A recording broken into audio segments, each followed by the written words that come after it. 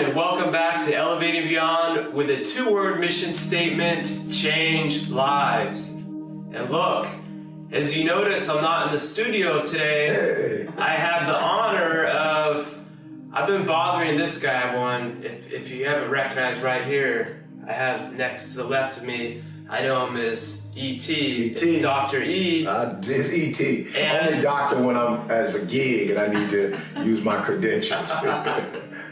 And the one and only, and the soon-to-be New York Times best-selling author, Moma T. Vernessa Thomas. I had to say it so I could prove I wouldn't butcher it. Right. But seriously, everyone, this is really special because for all the listeners and everyone watching, as this has grown, I know a lot of people have heard your story, but it's so easy to assume that everyone has. So if you just want to kind of give them where it started from, and we can kind of take them along the journey that. Yeah, I don't know where it started from because I was in the womb. But I usually start. Yeah, right. I usually like to start at 16 because I just feel like, you know, as an adult, I look back and that was my personal journey. You know, you have your parents who raise you and they have their dreams and their goals for you. But most kids, it's probably 18 because they graduate from high school, they go to college. So that's kind of where their journey starts. But my journey started at 16, you know, leaving home and being homeless at 16. So it's kind of like, that was my growth period where it was like, okay, it's not a mom, it's not a dad, you're your mom, you're your dad, like you're your adult, like you're out here by yourself and you got to make it happen. So I think 16 years old was kind of like where the journey started for me. And having mom here, and I'm in between them in case I'm just joking, there's a lot of love here. But get your body. You should have a rep out there. Mark's gonna get ready for you. Sierra, you're on my side. We have that type of podcast where we can pull people in. But I, with having teenagers myself now, and also being through my own adversity, I can, not from a mom's point of view though, Right. I know from a dad's point of view, I've had some close calls where I was like to my son, but I knew he would come back in like 2 hours. It's because where we live is different than than Detroit, honestly. You know, it's different than where I grew up. But to let everyone know, from what I know from talking to you, it was, you got in trouble, you threw one party too many, and one too many. I never heard it like that before, Mark. I like that. That's why I'm not a promoter. And your stepdad that you were raised thinking was your dad for a while, we could get into that too, but finally it was like I think you cussed him out or something. And, throwing the beep words. I know you won't be dropping F-bombs on here. But teenagers, and you were like his mom, like, there's a lot about respect that I do think is important. And that's a tough lesson, but when he walked out that door, I know in the moment, like, you're, all right, if you do that, you can't come back. Now, what was it like after that, the next year? Well, I never said he couldn't come back, but he declared that he would. He had enough. It was, I think I went in shock first because I hoped that what he said he didn't mean, and he was very angry. But after a while, in order to have some sense of sanity, I had to reflect on what I had done as a parent and what his adoptive father had done as a parent, and said, for the first time, I think, I thought this, that most parents don't raise their kids like the animal kingdom, which prepares them for life. We love them. I had a lot of angst growing up, going to 14. It was poverty, it was a lot of ignorance, and not ignorant, but ignorance about life. Sure. So I had kept some of the gifts that had been bestowed on me, being one of 14, but more open-minded to expose my kids. So in my heart of hearts, I knew he had what he needed to survive. my heart did not want to see my son leave. Sure. But I did not believe that he would sell drugs or go kill someone. But even when they're ready to go off to college, it's that same anxiety. They're away from you. Yeah, where they could actually get into it. Yeah. Based on their friends. Yeah. They have a lot of sway. So, your friends, how, going off of that, and just real quickly too, because from your perspective, did you know, like during the times when he was homeless for that period, had you heard that from anyone, or? Well, I reached out to a couple kids on the block. They protected him in the earlier time, but once he left, yeah, he was with a group of kids that I didn't know. Gotcha. But later, I heard that, you know, even though they were bad, if you will, by the sense of selling drugs and a lot of things, they never pulled Eric in to what they were doing, and that helped. Because back in 70 or 88, it was a serious drug problem in Detroit. The gangs were out of control, and they were the big drug pushers. Yeah, Detroit and Philly. Yeah, was a real deal out there. The thing that worried me, Eric has that personality where he could have been top of all of that. He'd have been a natural leader no matter where he went. Could have been the kingpin. He could have. He had the personality. Yeah. To do it. Yeah. And I prayed that he would never go over to that side because he'd have been successful with it. It's interesting how amazing God, because he could have. Yeah.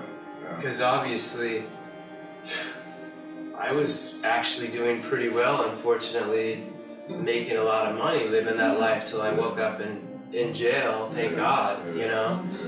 But like you were angry though, but you were staying away from, you didn't turn towards the drugs and everything, but you turned away from the life of living at home. Absolutely. And we're just, you know, read his book if you haven't read it's on here. It even has his mom holding it on the cover. I love that little double promo. But Secret to Success, you know, get the whole story, listen to an Audible. But as you went through that, then I'm moving forward now, like a lot.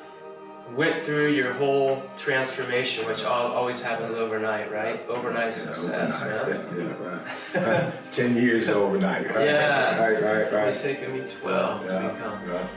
Yeah, so after becoming a 10-year overnight success, you and your mom started to have a relationship throughout that, but you'd be speaking, and I mean, and you mentioned God before too. I was kind of, did you raise it, like, because I know you talk about going to the church and that pastor that spoke into you. Did you talk about God in your house much? Oh, we talked a little bit, but we didn't, we visit church, but we weren't what you call, went to church regularly. But we were raised with the Bible principle. Okay. My great-grandmother especially taught us, you know, about faith and honor and all of those principles. So that helped. Yeah. Okay. So then over time, now you're a successful author. You're all over. Go to YouTube, type in Eric Thomas. He's everywhere, working hard, doing so much. For you, like from the parent side, then there's, okay, now I went from homeless, I've got my high school, my GED, my high school degree, which is a huge accomplishment, and then college degree, which is like no one around me. I know where I live, my two roommates, which unfortunately aren't alive any longer, were like calling me a sellout when I said I was going to go to college. Like people like us don't go to school. And so like it's those levels, those steps, but then doctor now, speaking all over. How did that, like, I'm always curious about this, affect your faith at a point to see that Eric was talking about, because you're open about God all the time, and to be like, I have I'm doing this, Mom, and you're like, but you have this great job, you have a master's degree, you're teaching, you're a worried parent. Well, because of the era I'm from. I'm a baby boomer. We were tried and true. You get a job, you're in it for your 30 years in the gold watch and the pension. And so that structure and that idea that every month you got an income. And then my grandson had asthma and he needed good insurance. So from a practical point of view, and then my father was a product of the Great Depression. Yeah. I had a totally different mindset. Sure. Structure, they're gonna take care of you, which they don't anymore anyway. But at that time, I thought, take the sure thing, not take a chance. And when you say, and to be honest, I mean, there's a lot of people that still don't understand that. And to be honest, let's be really honest, it is taking a chance. Of course. Because I started my company in the recession. It's because people, you see on Instagram and everything, people see this like right now, and they're like, I want to be, Mark has a business, now he's with Eric Thomas and visiting with him, and it's a chance. They don't see the nights of the tears of my wife and I when I had to have $20,000 to meet payroll for all my team. We put our mortgage to make sure everyone gets paid. They don't see those like literal tears. I spent a lot of nights like crying to God in my office. Yeah, no question. I can imagine. But it was God, like, because you talk about God a lot. That's what would kind of continue to come. My why would connect to other things, but I'd continue to feel this pulling. And I'd be like, okay, God, like even with this and speaking, I dropped speech class. When I was doing good with, and I'm not trying to make this about me, I'm just trying to, absolutely. like, we serve special needs. I'm growing, it's still growing a lot, and he showed me speaking, and I'm like, come on, like, you got the wrong guy. Yeah, that's right, that's right. See, Absolutely. you said it.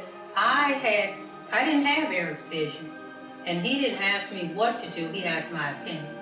And I did say later, even before he took me to Australia, that I'm so glad he didn't listen, because it wasn't my dream. And I could only give advice based on my own experiences. And I didn't know anybody that was an entrepreneur except maybe the insurance man. And they were worrisome. They would come to your house every week. So I couldn't give him real advice because I had not had that in my experience. Yeah. And I think, and I'm not insurance, whatever you do is great, but I think there's a different type when you do something that's never been done before. Absolutely. It's like a whole other type of, because you can follow it, like you can get a franchise, and I have the utmost respect, like my good man Greg Walker owns a bunch, but he says, he's like, it's not this, I didn't start it from scratch, because also you didn't know the how.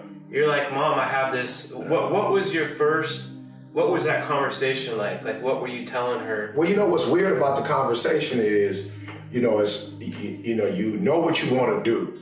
I think it's almost like a cosign thing. You look for a cosign, but it's like you already know what you want to do. But for me, I think is a struggle, because even when you talk about me being in the streets, it's always I'm going to do what I think I want to do, but I also was raised a certain way, so I do have some principles.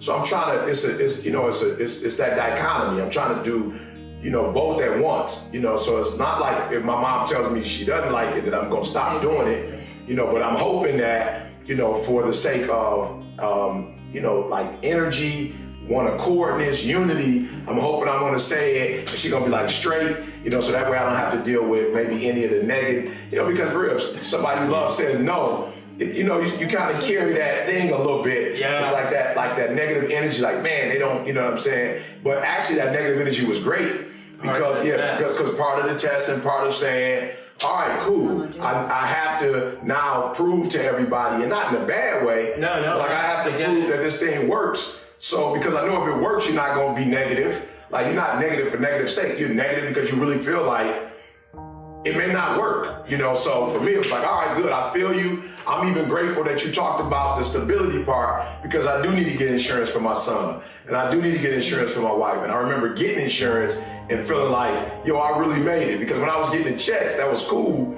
But once I got the insurance, my wife and my mother, it was like, oh, it's my mother-in-law. They always like, it's real now. You got insurance. So but you want, and everyone listening and watching, it's okay to we're all human beings. Absolutely. Because in people that have seen your stuff, like you're up there, you're yelling, it's grind and all, which is true. Yeah.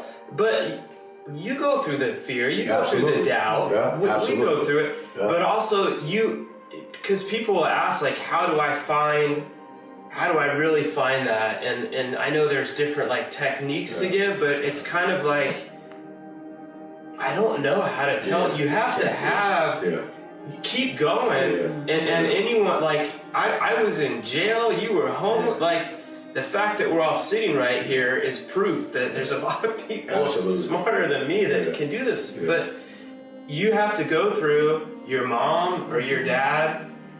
My parents were worried about me. And I remember at a point, I'm like, I love you to death. For a while, when we talk, we can't talk anymore about my company because it was the recession, and they'd be like, "Did you watch the news? I'm too busy. What if this happens?" And I was like, "Oh, I wasn't. Oh, geez. I don't know. I never thought about that. I never thought that far. You know, somebody asked me yesterday. They said to me, "E, how do you know, like, legitimately, like your parents said no? You know, your pastor might have said no. You know, your wife or husband said no. Like, how do you know when to quit?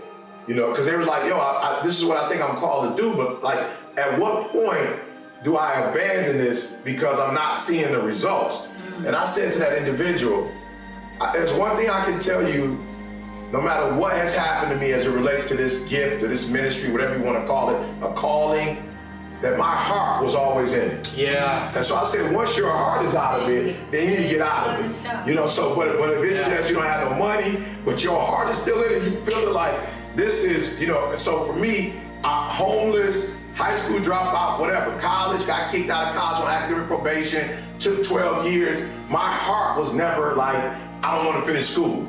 Like, even though I got this challenge, then once I took school serious and was killing it, then I had a financial challenge. And I didn't have money for school. You know, so it was like, hey, E, but my heart never said, I'm out. I don't want to do this. So I think as long as your heart is in it and you're able to put forth that 120% effort and passion, I think you'll be fine.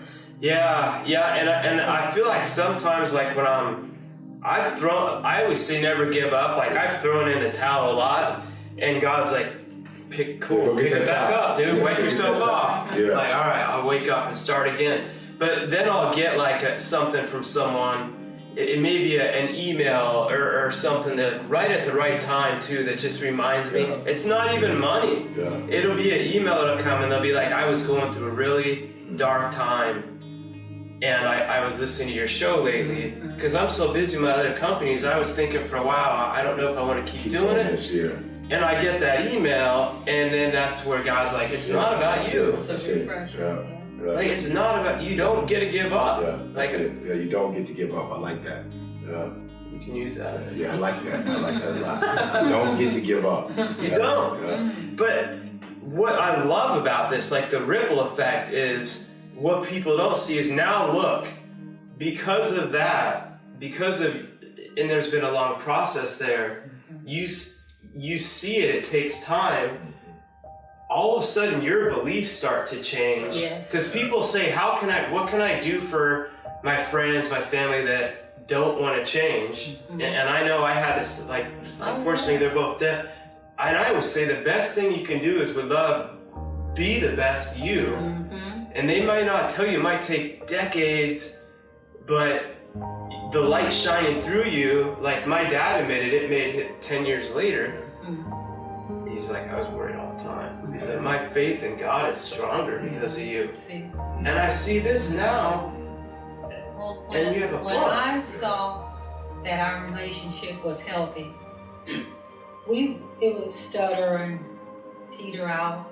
And a lot of it was my values. Like, to me, he was disrespectful because I'm old and you know the rules. But what I learned later was we don't always see the other person's perspective because we're so into what we think is best that we're we got our tunnel vision going. But Eric was going to Bermuda one time. This was early in his career. And he called and said, "Mom, do you have a passport?" And I said, "Yeah, I got one. Why?" And he said, "I'm going to Bermuda to speak to the school system, and I want you to speak to the parents." I'm like, "You gotta be joking." "You want me to speak to the parents?" I said. That's cool. And it just touched my heart, because Eric knew that I have a kind of a tough love approach, and that, do you want me to really talk to these parents and tell them what to do or what they're doing wrong? And of course, when I first came, they were really upset. But as we talked about what, you had a woman who had a 32-year-old who's still fussing about cleaning up his room. How old? 32, still at home. Oh. And I said, you can learn something from the animal kingdom, because if you were a cat, they're going to tell you, eat the bird, how to catch the bird. If you're a bird, they're going to tell you how to avoid the cat. But as parents, we love our kids so much, some of us, we don't raise them or we enable them. Yeah. And that I understood that Eric was upset because his friends were all enabled kids. They had everything. But the parents didn't have structure and they didn't have rules. Oh. And so, who wouldn't want to be like this kid? Or instead of a kid got to shovel snow when the father's out there doing it, or the kid didn't. One kid was in 5th grade, his parents still tying his shoes because they loved him. He wasn't special. They would just, "Honey, let me tie your shoes." Yeah. Now, and then I'm telling him he'll pull up weeds in the yard. Can I get my shoes tied? I just want to get my shoes tied, Mark. Yeah, well, and at the time, as a kid, and to be honest, we all do our best with what we have, and we can always learn more and be better versions. I'm not going to sit here right now and say I haven't screwed up at times with my kids, but I'm always learning to be better. And if you're open-minded, but if you're doing, like, okay, I'm going to give an example. I'm number 4 out of 14. My youngest sister is about 8 weeks younger than Eric. And so for my sisters, some enabled their kids to a fault, and they're smart, but they're not doing anything because we didn't get a lot of physical love. But how can you? You have 14 kids. But they said, well, we're going to do everything that Mom didn't do. But they got a different set of serious problems. And they blame her still some kind of way, and I don't know how they do it. Or, like me, I took some of what my mother did and kept. Yeah. Some I flipped over because they were like, if she went left, I'm going right. But you have to have an open mind. And then sometimes you got to get off the block, because if you don't get off the block, how do you know? That's so true. It's like it takes a village to raise a child, but then it takes the child leaving that village, I really think, to become a man. Right. Absolutely. Exactly. Yeah, I don't see any movies where the kids stayed in the village. Yeah. Like, not even Lion King. Right. Like they don't stay in the village and then become. It's like they do have to leave the village and go through, whatever their metamorphosis is, whatever, find their sensei, go through their process, and then they're able to come back to the village and they're able to build a village. And I think, Mark, that's the tough part, is because a lot of people, for real, we don't want them to leave the village because we're not sure what happens when they leave the village. We can't control them as much when they leave the village. And some kids, for real, don't come home from the village. So we're constantly like, a little bit afraid, but you got to get to that point where you're like, this is the process. So you can't usurp that authority. Like, you can't mess the process up. And I think, for myself and for friends of mine that I know that are successful, it's like we had to do and everybody's is different, but mine was homeless. And, I feel one of the things that makes me a phenomenal speaker is my humility. Is that I'm not arrogant, but it was homelessness that really broke me. It was homelessness that really taught me, okay, this is where you really are, and this is where you think you are. This is who you think you are, this is who you really are. And so it was during that time frame, I got to speak to Eric alone. And a lot of people don't ever get to be alone. I looked at my daughter, she's a different child when my son left. you know, and there were some things about her that I didn't even know when my son was there, you know, because the two of them were kind of together. So I never really saw her. It was like the two of them. So once he left, I was like, oh, I didn't even realize that you had this challenge or this challenge or this challenge because you lived in your brother's shadow. So I was fortunate when I was homeless, like I got to talk to Eric. I got to find out what my strengths were, what my weaknesses were. And then as an adult, I got to choose, do you want to fix this? You know, do you want to repair this? Do you want to take care of this? Do you want to wait for another 5 years to like get to this because it's too tough? And so I think that's what makes that metamorphosis process so important, is your authentic self comes out when you go through that particular process. Yeah, and you talk about going through that process, that metamorphosis, and that's the hardest part. But it's a lot easier to it's so much easier to stay, and people are giving advice from the best knowledge that we have, and then kind of like going into some of the forgiveness part on both ends. You know, I was going to ask that. That's why I'm sitting. I'll start. It's a beautiful thing, though. And my mom said something that was, you know, that was deep to me once. But I think for me, when you're going to church every week, like 2-3 times a week, like I was in college, it was a theologian, you know, a seminary, if you will, to some extent, you know, and so when you're going before, you know, these great messages, it's pricking your heart. You know what I'm saying? You're hearing them talk about, you know, the love of Christ, you know, God forgave forgave us, you know what I'm saying? And, you know, we should have everlasting life, you know, and you're seeing these skits and you're hearing all these songs, right? And what it's doing is, as callous or cold as I might have been, it's like every week it's chipping it, you know, it's chipping it to the point where it's like, okay, now you gotta do something about what you're hearing. Like you just can't hear, like who goes grocery shopping and doesn't buy anything, you know? And so it's like, you're listening, now you gotta do something. And so I think we're accountable. Yeah. I just wanted to, because that was I believe we're held responsible for what we know. Absolutely. It's like at a certain point, now you know this, you don't have an excuse to keep doing it. Yeah, because before when I was angry, I was not being held accountable for my thoughts. Like these are my thoughts. Like, you know, and when you are not going before somebody else, it's like, yo, these are my thoughts. And actually they feel like, I feel justified. Like I'm not even thinking about my thoughts, to be honest. Yeah. Like I'm thinking a certain way and I'm not thinking about how I'm thinking. I'm just thinking that way. Yeah. When you start going to church, you start listening to the praise team or choir or whatever, you start hearing what they're saying and then you start adding that or measuring that to what you're thinking.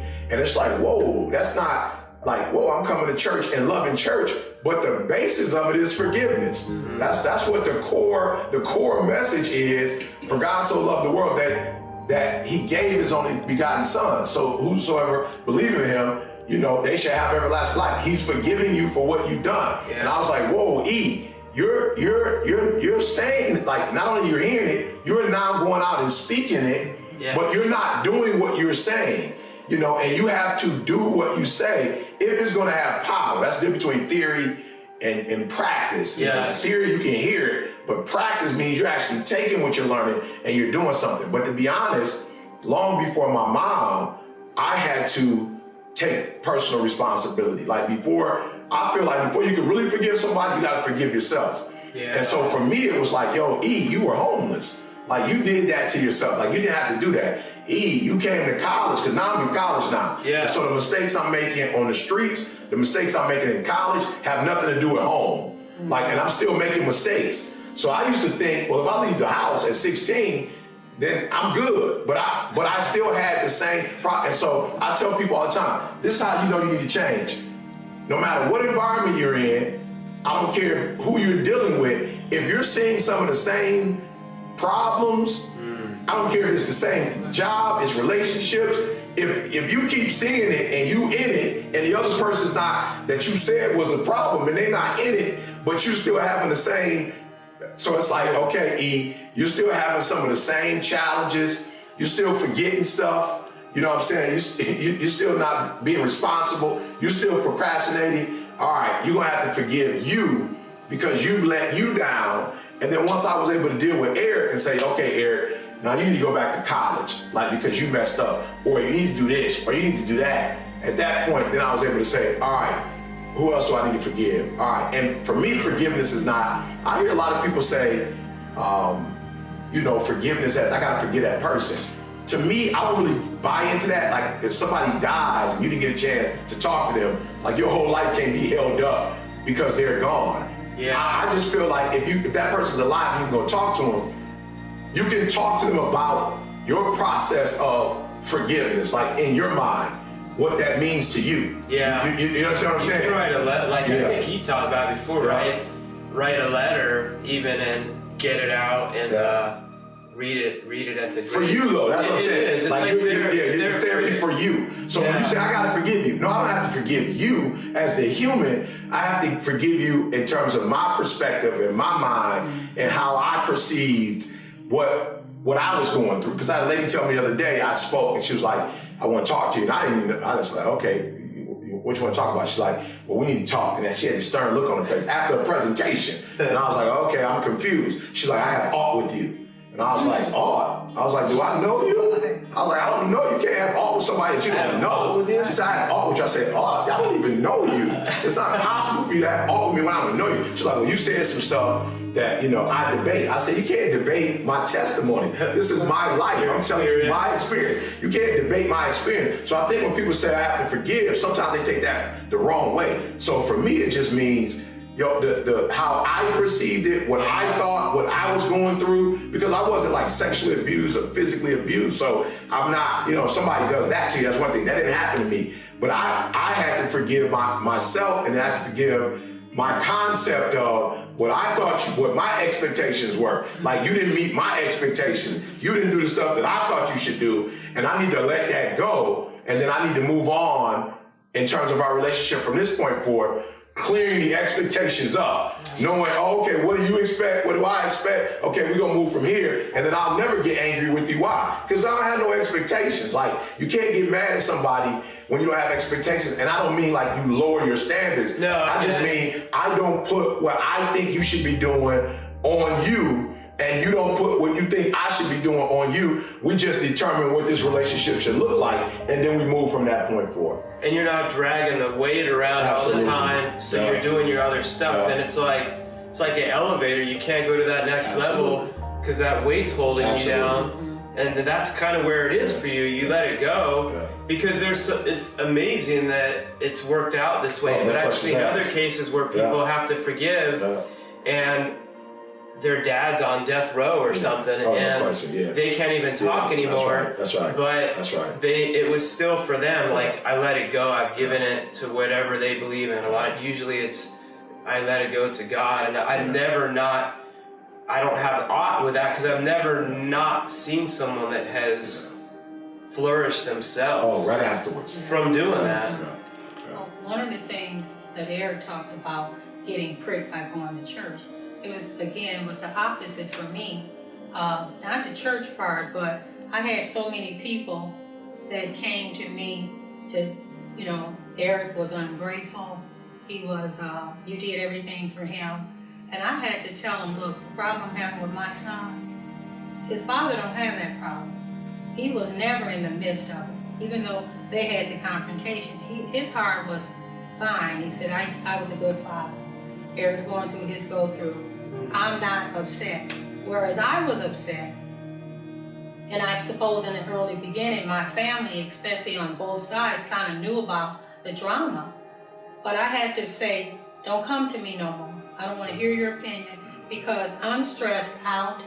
And they were working, not deliberately, but you can actually make someone hate someone when you're constantly bringing up negativity. So I had to quit talking to people, but I internalized it. But then I had the sense to get therapy. So people come to this, come to a medium point their own way, but you do have to come to something, even if it's just let go and said, you know what happened, happened. But it was very difficult, people choosing sides. And I literally had to just remove myself from that because I didn't want to lose my son. And even though we had problems, and it was in therapy that I realized that my perception as a parent, and that's what I really speak about in book. Yeah. It's not their perspective. Yeah. And that you do what you think as a loving parent, and you do things that you know are going to bring them to a better place when they're adults. But when you have these secrets, and they find out, and they always do. Yeah. That, and then the secret that people have is like 10 levels deep. It's never, you know something about me. It's that you know something about me, but you know something else that I don't know, that this one knows and don't. And I'm telling you, getting rid of secrets, and there's a difference between private, personal, and secret. Sure. Some things are personal that do not need to be shared, but a secret is always negative, because you're withholding something that will potentially harm someone with them not having the knowledge. And it was in the therapy that I started to see I could understand his view, because I had done some things as a parent to expose him to certain situations, but not told the whole truth about it. And not knowing that the other parties would share something with him. But then as Eric, loyalty, wouldn't share that he knew certain things because he didn't want to hurt me. So it was just a mess that didn't have to happen. And so it's a cautionary tale. Well, it's like the beautiful struggle though, because again, I'm looking at, we're all sitting here now, and it could have been easier for when it started being, okay, I'm not going to put that in the book. I know it's going to upset, I'm not, but you know how many millions of lives have been helped through, from both perspectives, that have been going through something like that. And that's again where it's like, it's not about you, it's always the harder thing. Right. But you were upset. Didn't at one point, like, you tell Eric, like, you were upset at him for throwing you all your information out there? Oh yeah, I was real salty, but when he told me the book was already published, he mentioned it.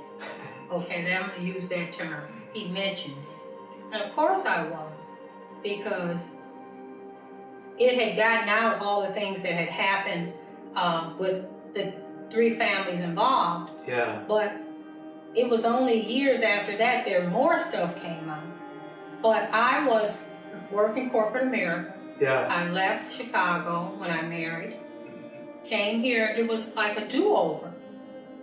People knew who needed to know if I met a young girl with a baby. Oh, I had people that I always, went out to and supported. We owned property, a 2-flat. We always ran into single moms. And someone helped me. But I was not telling it openly. I just had my crew. And now I know who followed Eric. He's very popular. And who's going to know at Ford Motor Company that I'm working with every day, and I know, girl, did you hear? It's like, I'm a baby boomer again. We were raised to be private. Yeah. And that was a double-edged sword, because that privacy secretness harmful as well. It's tricky, like